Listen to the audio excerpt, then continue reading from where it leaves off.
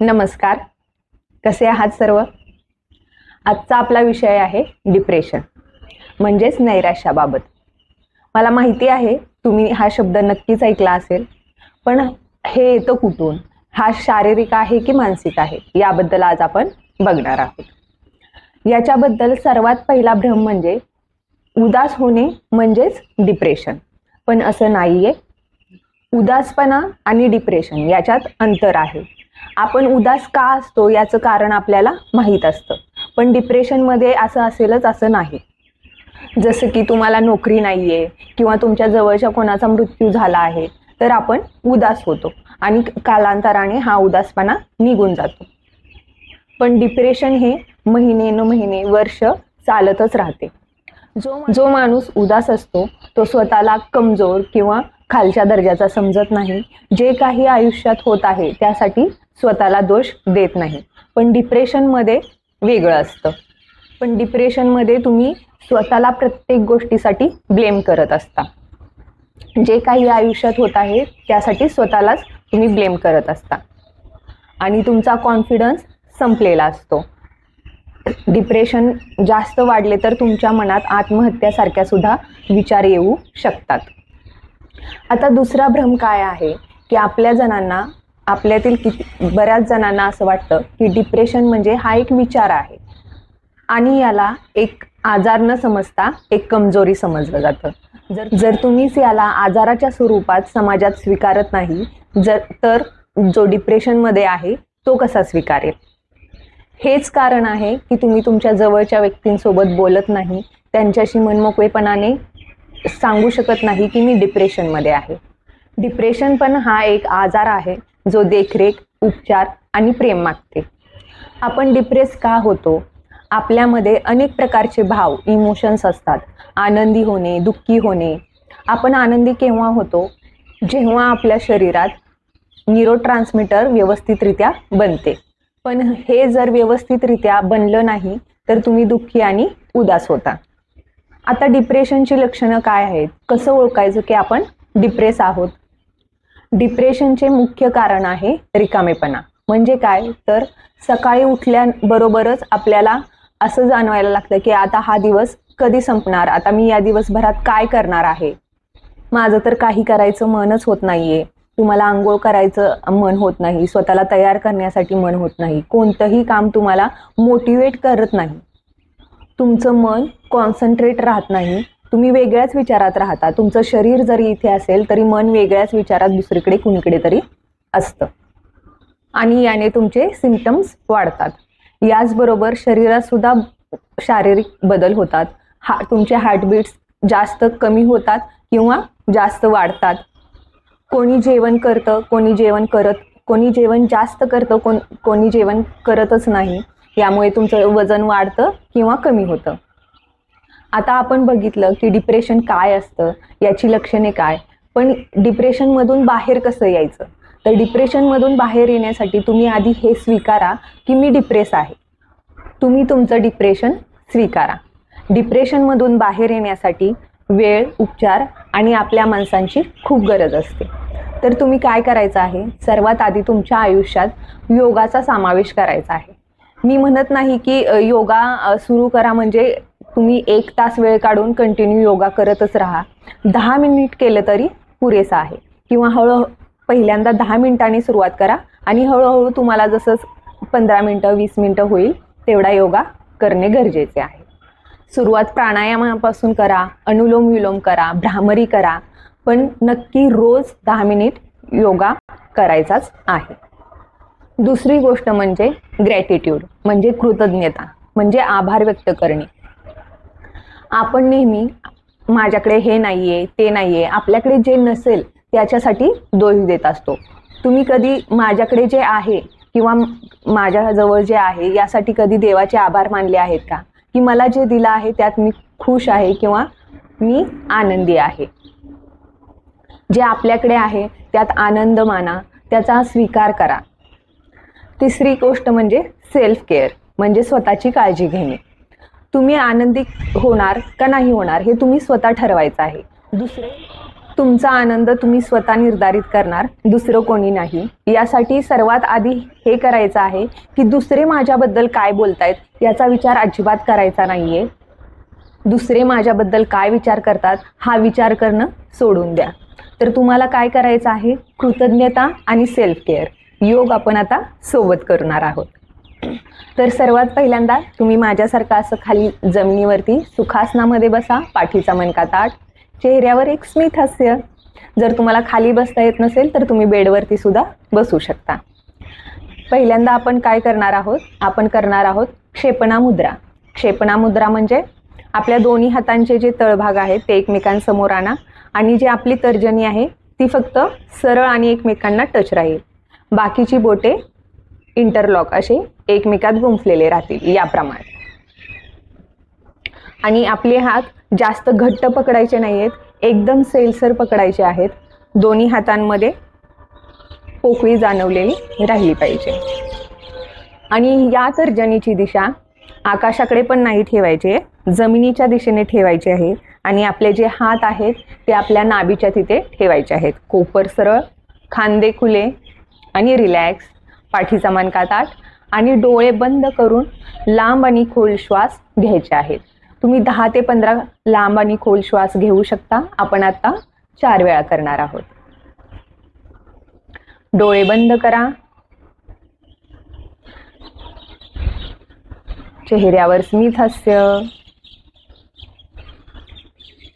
श्वास आत आणि बाहेर.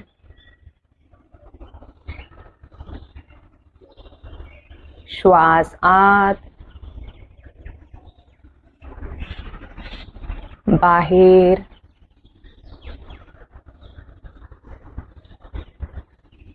श्वास आत,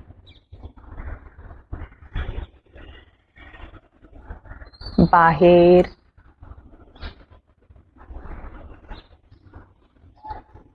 श्वास आत आणि बाहेर.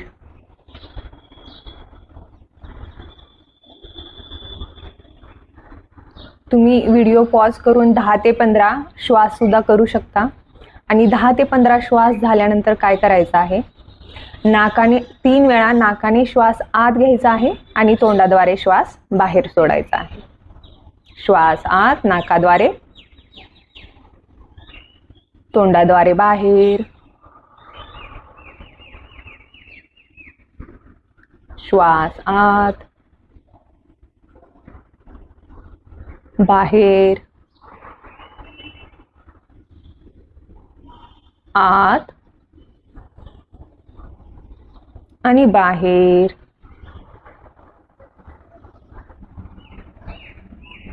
आणि विश्रांती, रिलॅक्स. हाताची क्षेपणा मुद्रा रिलॅक्स करायची आहे. दोन्ही हात गुडघ्यांवरती. थोडा वेळ डोळे बंदच राहू द्या. सावकाश डोळे उघडू शकता. या प्रकारे तुम्ही क्षेपणा मुद्रा करू शकता. हे करत असतानाच किंवा करून झाल्यानंतरच तुम्हाला खूप रिलॅक्स फील होईल. हे तुम्ही केल्यानंतर तुम्हाला जाणवेल. आत्ता मी कितीही सांगितलं तरी तुम्हाला ते कळणार नाहीये. दुसरा आपण करणार आहोत सिंहासन, लायन पोज. सिंहासनामध्ये काय करायचं आहे, आपल्याला आपण जसं वज्रासनामध्ये बसतो त्याप्रमाणे बसून घ्यायचं आहे आणि दोन्ही पायामध्ये थोडंसं अंतर घ्यायचं आहे. आपले जे दोन्ही हात आहेत ते दोन्ही पायांच्या मध्ये राहतील याप्रमाणे. दोन्ही हातांची जी बोटे आहेत ती आपल्या शरीराच्या बाजूला राहतील या प्रकारे. जर या प्रकारे जमत नसेल तर तुम्ही या प्रकारे सुद्धा ठेवू शकता. जितकं शक्य होईल तितकं तुम्ही करू शकता. आणि नाकाद्वारे श्वास आत घ्यायचा आहे आणि तोंडाद्वारे जसा सिंह रोअर करतो या प्रकारे श्वास बाहेर सोडायचा आहे. आणि श्वास बाहेर सोडत असताना आपण आकाशाच्या दिशेने किंवा सिलिंगच्या दिशेने बघणार आहोत. लक्षात घ्यायचं आहे, जेव्हा आपण रोअर करणार आहोत, आवाज पूर्णतः बाहेर टाकणार आहोत, त्यावेळेस आपल्या शरीरातला रिकामीपणा, उदासपणा, जी काही भडास साठलेली आहे ती पूर्णतः आपल्या शरीरातून निघून जात आहे याचा अनुभव करायचा आहे. सुरुवात करूया. दोन्ही हात दोन्ही पायांच्या मध्ये. डोळे बंद. नाकाद्वारे श्वास आत, तोंडाद्वारे बाहेर. आपण 3 वेळा करणार आहोत, अजून 2 वेळा. श्वास आत,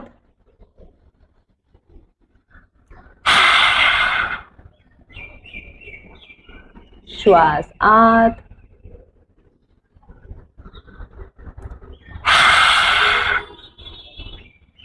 आणि विश्रांती, रिलॅक्स. वज्रासनामध्ये या, डोळे बंदच राहू द्यात.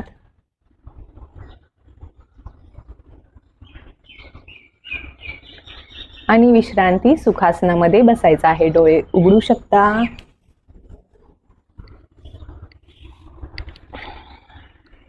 सुखासनामध्ये बसल्यानंतर आता आपण करणार आहोत प्राणायाम. आपण 3 प्रकारचे प्राणायाम करणार आहोत. पहिल्यांदा आपण करणार आहोत कपालभाती. कपालभातीचा आत्ता आपण 15 श्वास करणार आहोत, म्हणजे 1 राऊंड. तुम्ही 3 राऊंड सुद्धा करू शकता. एका राऊंडमध्ये 15 ते 20 श्वास, किंवा हळूहळू तुम्ही 1 ते 2 मिनिट सुद्धा कपालभाती करू शकता. सुखासनामध्ये ताठ बसा, डोळे बंद, छाती खुली, चेहऱ्यावर स्मित हास्य. श्वास आत, बाहेर, आत, बाहेर, आत, बाहेर, आत, बाहेर, आत, बाहेर. चालू राहू द्या.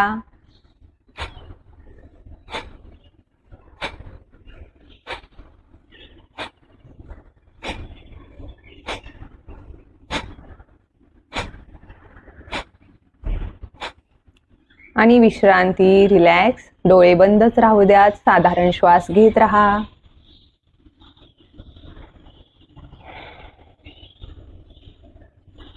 सावकाश डोळे उघडू शकता. या प्रकारे तुम्ही कपालभाती करू शकता. हा झाला 1 राऊंड. तुम्ही अजून 2 राऊंड करू शकता. कपालभाती कशी करायची आहे याचा आपला एक वेगळा व्हिडिओ आहे, तो तुम्ही बघून कपालभाती व्यवस्थितरित्या करू शकता. आता दुसरा प्राणायाम आपण करणार आहोत, अनुलोम विलोम प्राणायाम. अनुलोम विलोम प्राणायामासाठी डाव्या हाताची चिन मुद्रा, उजव्या हाताची नासाग्र मुद्रा, किंवा तुम्हाला वायू मुद्रा जर सोयीस्कर असेल तर ती सुद्धा तुम्ही घेऊ शकता. उजवी नाकपुडी बंद करून डाव्या नाकपुडीने श्वास आत, डावी नाकपुडी बंद, उजव्या नाकपुडीने श्वास बाहेर.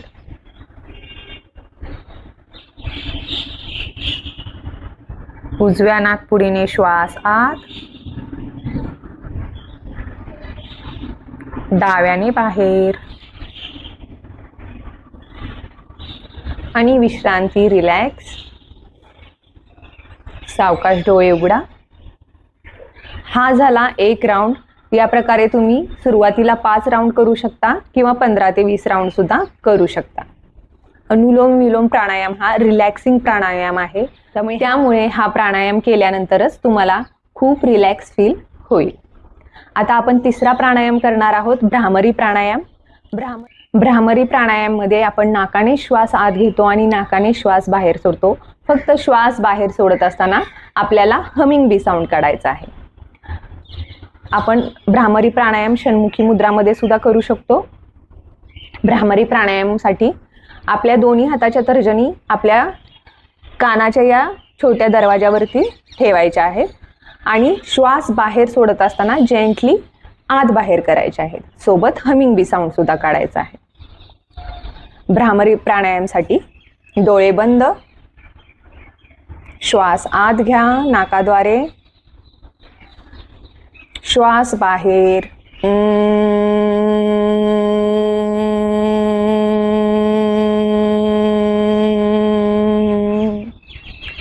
श्वास आत आणि बाहेर.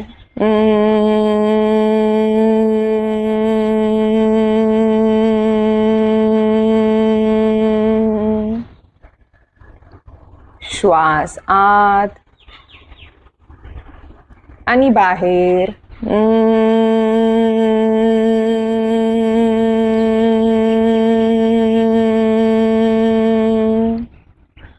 आणि विश्रांती, रिलॅक्स.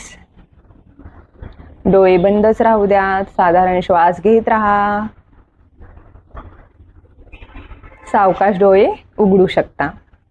या प्रकारे तुम्ही भ्रामरी प्राणायामचे एका वेळी 5 श्वास सुद्धा करू शकता. कमीत कमी तुम्हाला 3 वेळा हे भ्रामरी प्राणायाम करायचा आहे. तुम्ही हे झोपताना झोपून सुद्धा करू शकता. फक्त हाताची मुद्रा घ्यायची नाहीये, तो हमिंग बी साऊंड काढायचा आहे. षण्मुखी मुद्रा म्हणजे काय? षण्मुखी मुद्रा कशी, मी फक्त दाखवते षण्मुखी मुद्रा कशी घेतात. आपला अंगठा जो आहे तो कानाच्या या दरवाजावरती ठेवायचा आहे. तर्जनी दोन्ही डोळ्यांच्या वरती, मध्यमिका नाकावरती, अनामिका नाक आणि ओठाच्या मध्ये, आणि करंगळी हनुवटीवरती, आणि आपले कोपर राहतील एकदम स्ट्रेट या प्रकारे. आणि बोटांचा कोणत्याही प्रकारे चेहऱ्यावरती दबाव द्यायचा नाहीये. जेंटली आपण बोटे तोंडावरती टच करणार आहोत. या प्रकारे तुम्ही षण्मुखी मुद्रा घेऊन सुद्धा भ्रामरी प्राणायाम करू शकता. आणि आता आपण शेवटी करणार आहोत ओम उच्चारण. ओम उच्चारणचे खूप सारे फायदे आहेत. याचा सुद्धा एक वेगळा व्हिडिओ आहे, तो तुम्ही नक्की बघा. डोळे बंद, दोन्ही हात गुडघ्यांवरती. श्वास आत आणि श्वास बाहेर सोडत असताना ओम उच्चारण करायचं आहे.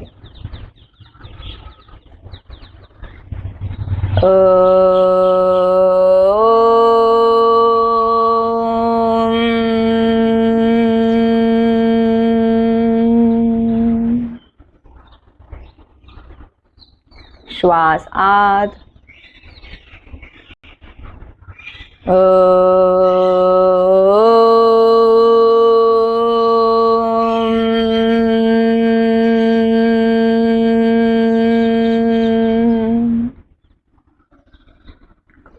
श्वास आत,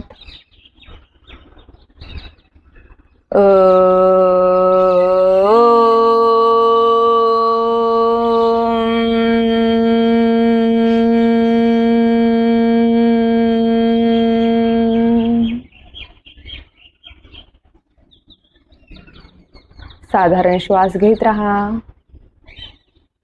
चेहऱ्यावर स्मित हास्य.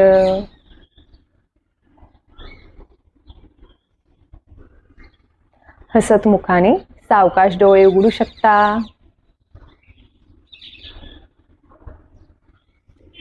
या प्रकारे तुम्ही योगाच्या आधारे नैराश्यातून, डिप्रेशनमधून हळूहळू बाहेर येऊ शकता. याला थोडा वेळ लागेल. एकदा केल्यानेच तुम्हाला थोडा का होईना फरक जाणवेल, पण याला वेळ लागेल. डिप्रेशनमधून बाहेर येण्यासाठी थोडासा वेळ लागेल. हळूहळू याचा फायदा नक्कीच तुम्हाला होईल. एकदमच याचा प्रभाव तुम्हाला दिसणार नाही, पण एवढं मात्र नक्की की हे केल्यानंतर तुम्हाला पहिल्या दिवसापासून फरक जाणवायला सुरुवात होईल. भेटूया पुढच्या सेशनमध्ये. तोपर्यंत नमस्ते.